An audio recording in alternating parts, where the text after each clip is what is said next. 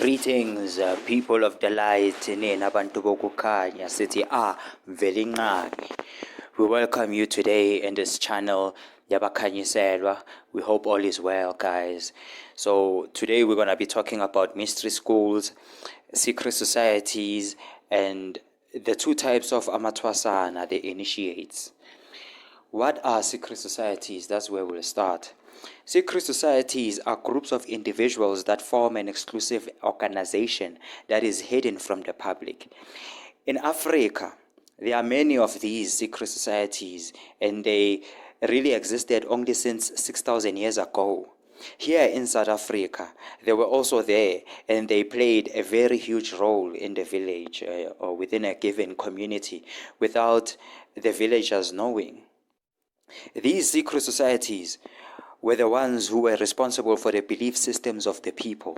They selectively chose to disclose certain information to the people, and they kept other information hidden, although most of what was hidden was actually hidden in plain sight. For example, the language that all tribes here in South Africa use is very multidimensional, and it has many faces because it has a secret code embedded in it. Each word in each tribal language has its obvious meaning, and the obvious meaning that is common to everyone, and its hidden meaning, which is only known by the initiates. These secret societies are quite important, and we'll be discussing a bit about them. These ancient secret societies had custodianship over many things that carry the soul of the tribe, so to speak. Amongst these things are very, very ancient manuscripts written in, papyruses and palm leaves and stones, etc. These manuscripts carried very, very ancient wisdom, and they were accessed only by the priests and the initiates, right? As the priests were the only ones who could really decipher and read the manuscripts. They who gathered wisdom from the stone altars of the north. These manuscripts are so ancient and so old that they reveal the mystery wisdom of the gods themselves. This is the hidden wisdom of Isintu.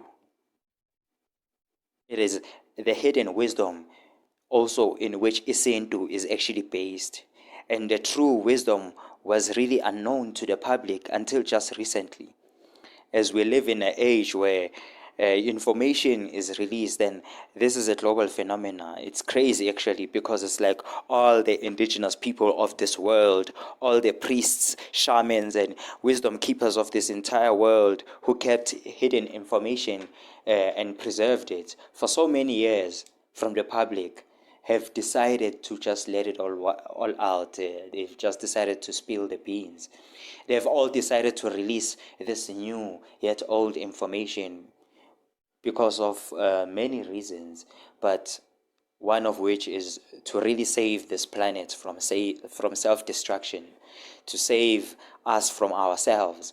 All shamans, high shamans, they say the same thing. So we are living at that time where, some of this information has come to the public eye, and many of these secret societies have actually come to the public and to share their wisdom, something which they wouldn't have done otherwise. We have the Koji people from the mountains of South America. We have the Dogon tribe of Africa. We have the Khoisans of Southern Africa. And there's also the Orientals of the East in India, and the Aboriginals in Australia. These ancient people are bringing a message to humanity, and these are part of one secret society or another. This is the reason why we are bombarded by so much information at this time, and this information is connected. For the voice of the ancient tribes is now speaking, and it's speaking one message. And if you listen closely to the high initiates, you'll find that they are preaching the same thing. Now, with the existence of the secret society, this also meant that there was, the two types of priests. Since 6,000 years ago, priesthood has forever been divided into two. Initiation has always been divided into two. The mysteries have always been divided into two, and they still are even to this day. Thus, initiation was divided, as I said, and they were divided into these two, actually.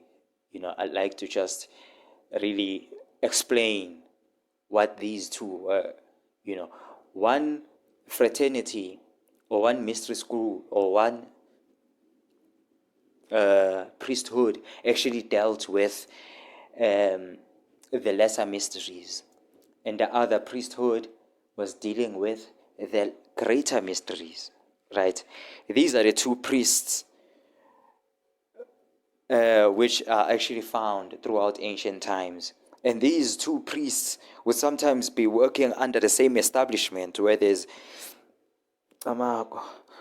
now an inner circle and an outer circle. The wisdom that was in the outer circle was exoteric, and the other one was esoteric for the inner circle.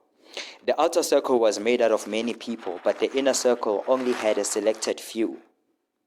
And this dual nature of things, this double code, was also a reflection of nature's duality, really, having to do with man, for we are both physical and spiritual at the same time. This double nature of things is what was used by the ancients to actually create language and to actually create writings, to create science and art, right?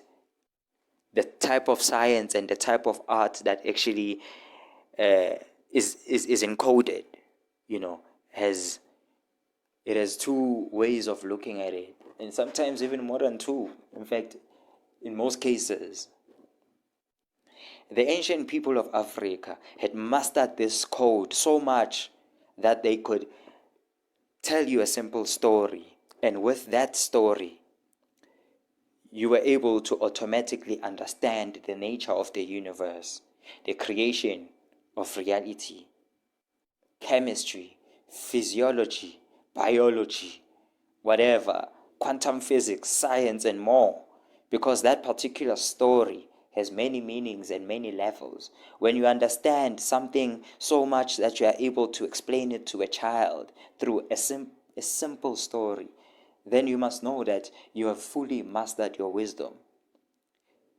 And this is the kind of thought that we should keep in mind whenever that we are studying ancient sacred texts, whether it be a mythological story from the Kemetic scriptures or the Bible, or even that a tribal folklore. These stories found within any ancient writing were all written through allegories, and they all have more than one meaning. They have many layers. Ancient people all over the world were highly advanced in using symbols. That is why the rituals that they created in ancient times, they still exist today, and they exert a lot of influence towards Black people in South Africa and in the whole of Africa, in fact, because they were really designed to last for as long as they should, baffling and obscuring many with their encoded symbols, especially those who were initiated in the lesser mysteries.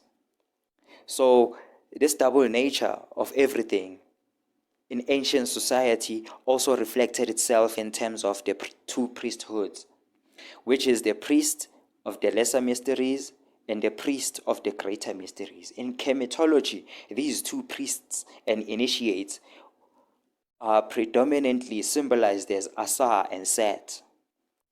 In the Bible mysteries, we see them as Cain and Abel. This is also differentiated further through the Leviathan priesthood and the Melchizedek priesthood in the same Bible. As I've explained before, one belongs to the inner circle and the other to the outer circle. There was a difference between these two priesthoods. right? There was a difference, and this difference was clearly indicated through the stories that we read. Without going deeper into them, I'll just talk about the Kemetic story and the Bible stories. Nah. So in terms of Kemet, we see that there's Asa and there's Set, right? And Set Asa is a king, and Set now becomes jealous of the king, so he decides to kill Asa, the king. Right? And then he ordains himself as the priest, as the high king of Egypt. So we have another story. We see that there is Cain and there is Abel. Right? These are two initiates. They are worshiping God and they are making offerings to God. One offers this and the other offers that. And then Abel, he who offered as a shepherd, he offered his flock. He was approved and he found favor with his father, God, right? And Cain, on the other hand, was disapproved because of his offering. Why? Because he offered the things of the ground. He was a farmer. He probably offered vegetables and whatnot, But that is just a symbolism. So when Cain saw that God is approving of Abel's offering other than his, he decided to kill Abel, right? We find that this is the same story. It is the same story, just written in different words. Of course, the Kemetic version is the much ancient version. But otherwise, it's the same story, meant to describe the same thing.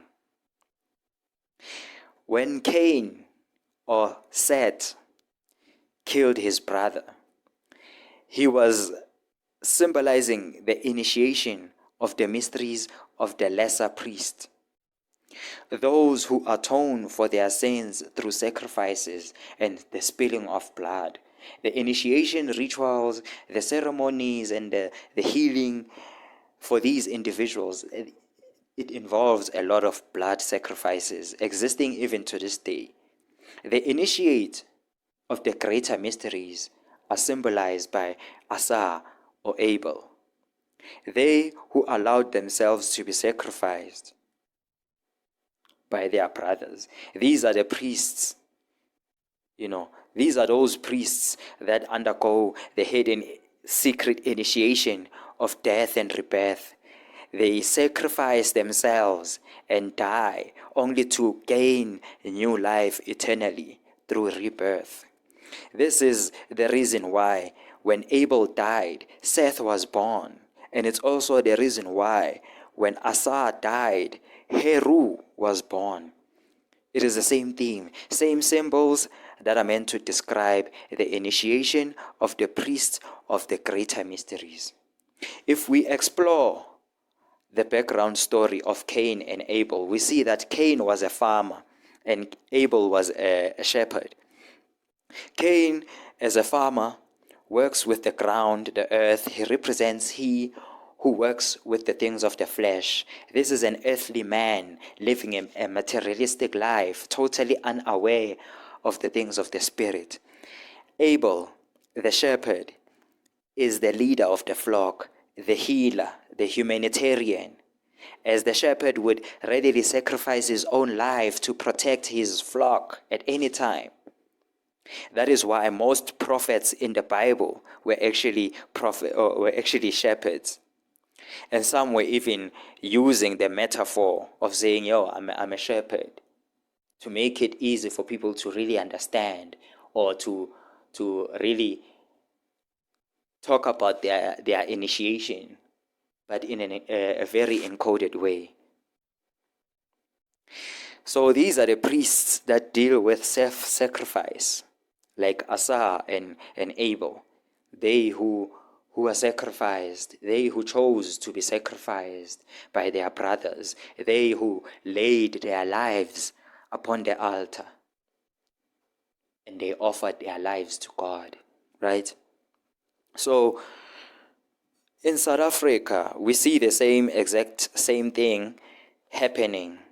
Many of the traditional healers that we know, they perform blood sacrifices, and sacrifices is a ritual, one of the most common ritual to all of these sangomas in South Africa.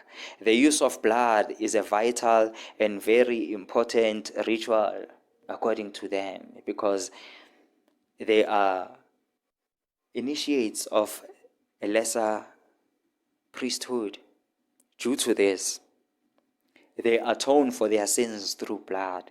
That's why there's a ritual of cleansing which is called ukususa isinyama, which is done by slaughtering a black chicken. Really, sacrificing is their thing. Then there are these less known priests and initiates who belong to the greater mysteries. These initiates never sacrifice anything, even during any ritual that they practice for themselves or for others. If they sacrifice anything, it's just for food, strictly. These priests deal with self-sacrifice. These priests follow the ancient law that he who loses his life will gain eternal life. Hence the ritual of imvumakufa, which is one of the first rituals upon entering any initiation. Right? We see that the same thing that was happening in ancient times is still happening now. In our everyday lives, we see that there are two types of people. There are people that are awake, there are people that are asleep, there are people that are conscious, there are people that are ignorant, there are people that are aware, there are people that are not aware, there are people that are mindful, there are people that are mindless, really. So we see that this is the same archetype actually playing itself out in modern times, right? This is actually a reality everywhere in the world. It's not just here in Africa. And it's actually another reason why ancient wisdom should be studied closely, because it's timeless. It reflects the past, the present, and the future. You can tell someone a story, and this person will interpret it at face value. And you can tell another person, and this other person might interpret it, symbolically. This is perception. We are looking at the same mountain at different angles. The mountain in this case is Isintu, African spirituality. We are looking at the same mountain at different angles, but he who has traveled the mountain knows it. He who has traveled the mountain and knows it like the back of his hand has a much insightful perception, no matter which angle he's looking at the mountain. Here, I will then reveal a secret that is not known to many, guys. In South Africa, as I have already said, there's a lot of things that are going on. Now, we have Inyangas, we have Izangoma, we have our prophet and all those things. And many of these people, they adhere to the notion of sacrificing animals and, when performing whatever ritual. These are but, priests of the lesser mysteries, as I have said. And then, and yes, these guys have been there, They were there in Kemet and they were there in the Bible, And then there's another priesthood. The priest of the greater mysteries are unknown by many, but they are known in South Africa as Izanusi. Those who make others ascend, those who uplift others. Their mystery school is hidden. It is not known, but it has a name, and it is called Ubungoma, obufihliweyo. And that is about as much as I can say about these guys. Safe to say that they are high initiates. Safe to say that they exist and they are all over Africa. I'm not speaking about them just to expose them, but I'm actually talking about them to merely assure you that they are there. For real. And so in future videos, when I speak of things that seem to contradict each other, think along these lines of the lesser mysteries and the greater mysteries. As I have said, even in our language, there's this double code also, So there are things that are not known by the public, and it is easy for one to actually deny what they do not know. But just because you don't know about something, it doesn't mean that it doesn't exist. It should also be known that much of this information was kept and is still kept secret due to a variety of reasons. One of which is the fact that if this information was to fall into the wrong hands, then it can bring about the destruction, similar to the cataclysms and the catastrophes of Atlantis, which the ancient elders remember all too well, bruh. Hence, we do not offer pearls to the swine, because we understand that to the base, all is base. To the pure, all is pure. Let him hear who can.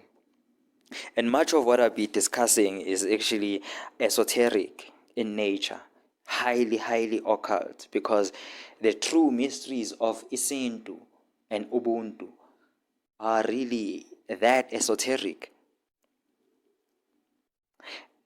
These are the fundamental teachings that are important in order to understand the true Isintu, the original African spirituality, which has been in the underground for a long time, for a very long time, And so we'll be discussing more of these. We'll be uncovering more of these 2,000-year-old secrets, So just keep in tune. If you like this video, guys, please click on the like button and click on that notification button for any other videos that I'll be uploading, because definitely there'll be more mysteries that I'll be unveiling. Stay high, guys. Stay connected. Stay blessed. We give thanks. Hutepe, siyavusela, siyabonga, tamaku, ara.